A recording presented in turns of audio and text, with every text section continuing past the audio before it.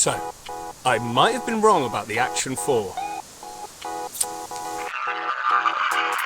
So here we have it, the Action 4. Now, some of you may remember the major issues that we had with the Action 3. Now, I did some tests with the Action 3 that proved that it was just out of focus at this close distance. Now, DJI could have just admitted, yes, it was designed that way. We didn't want that closer focal distance because we had to make a compromise, but they didn't. They chose to just add a software update that added more sharpening that didn't really fix the perceived issue. A lot of concerns have been raised whether the Action 4 is suffering with the same fate, and so we're going to find out now, and we're going to compare it to the GoPro Hero 11. I'm now going to test them in a sort of low light environment. So where we are now, we're right in the heart of the forest, and there's some light leaking through every so often, you know, odd little spots over there, but generally things tend to look pretty gloomy. Now, the settings that I'm using, I've got a max ISO of 800. I'm letting the cameras decide on white balance and also the ISO between 100 and 800. So I'm going to test these cameras at about arm's length. As you can see, that's how far away I am from the camera. It's very hard for me to tell at the moment whether or not there's an issue with the focus just from the screen on the Action 4. I mean, it looks fine here. I can't wait to get it back and see what it's like. So, both cameras are in 4K 25. They're both with auto white balance and auto ISO between 100 and 800. So I'm letting the cameras decide and seeing how they handle this strange lighting situation, because we've got light streaming through in certain spots where I suddenly become bright, and then dark areas where we're shaded by the trees. So I wonder. So now I'm going to just test how good this stabilization is.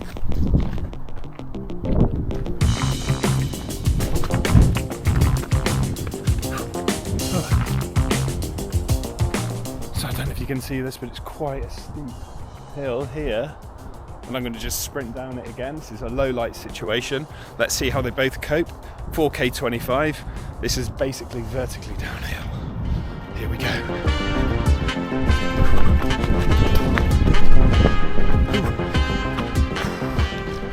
Well, that was fun. Now, let's do the same thing again, but at 4K 120. The first thing I'm noticing is the DJI, the front screen goes off on the Action 4 because you're in 4K 120. Anyway.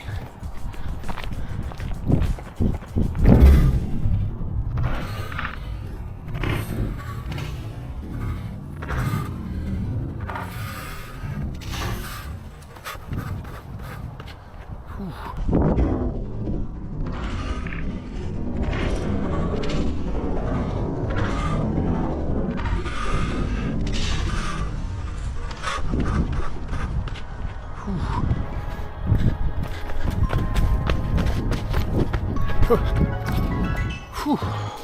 That's enough of that.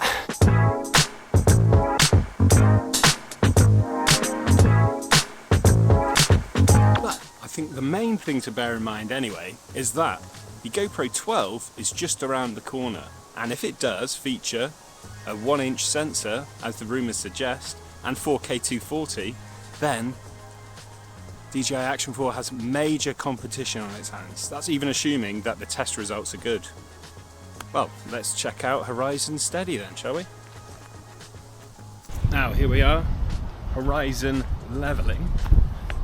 So I'm going to be tilting round. Now we're at 4K 60,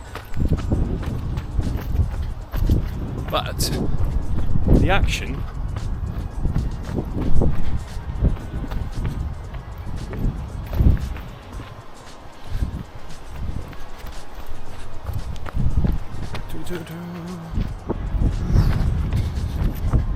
So, unfortunately, in this mode,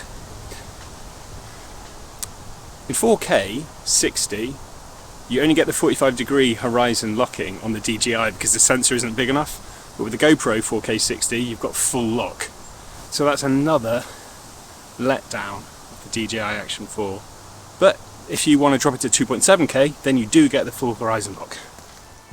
So now I'm going to test the super slow-mo, the slowest motion that you can get on both these cameras. So on the Action 4, that's 1080p 240 frames per second. On the GoPro, it's 2.7K 240 frames per second. Let's go. So again, the front screen turns off on the Action 4. It can't display stuff on that front screen with certain settings turned on, like the highest bitrate and all that kind of stuff, I guess. Oh well, let's go.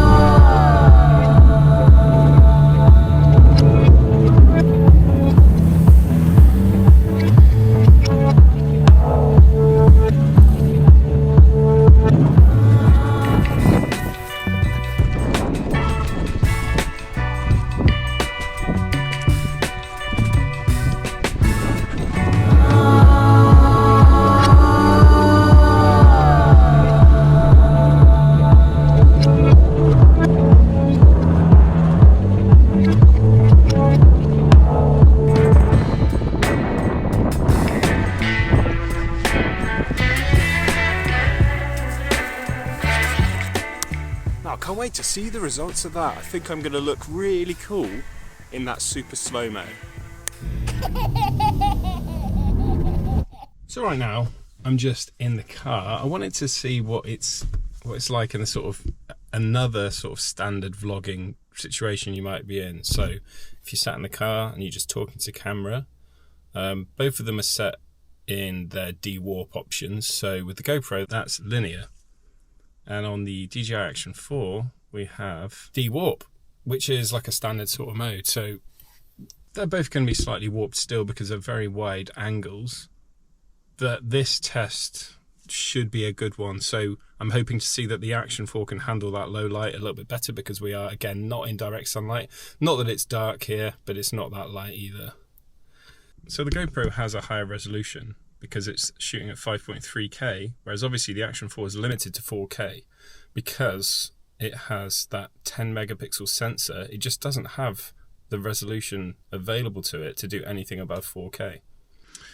So that's the limitation, but hopefully there's rewards. So my theory and my feelings so far are that the Action 4, it might not really be a direct competitor to the GoPro 12, especially if the GoPro 12 has gone for that 1-inch sensor. It's going to be more like, do you want something that you can just turn on and go, and it does good enough with resolution, and it's quite good in low light, then the Action 4 is probably going to be the camera for you. And then I imagine GoPro is going to be taking a different line. If you want the highest resolution possible, if you want the best quality available, then the GoPro is going to be the one to go for. But then there will be challenges. It's like a compromise. You get those extra features, but then it might overheat because it just takes a lot more to make that work. Processing power. So we'll see. But it's getting exciting. And I think for most people, you might want to wait until the GoPro 12 is announced before you part with your cash. Unless, like me, you're going to just buy both. So here we go for the Action 4 focus tests. So what I did, I placed it on this board so I could measure it and see if it focuses on these three objects. I put the lens at 0 and then the different boxes at 30, 40 and 60 centimeters away. Then I used this +4 close-up filter or diopter to test the focus that's already in the camera. Now the DJI Action 4 is in focus without the diopter, and you see when you apply the diopter, it actually makes the rear one clearly out of focus, showing that it is in focus out of the box. And the GoPro 11 is the same, so they're both focused properly, which is fantastic news.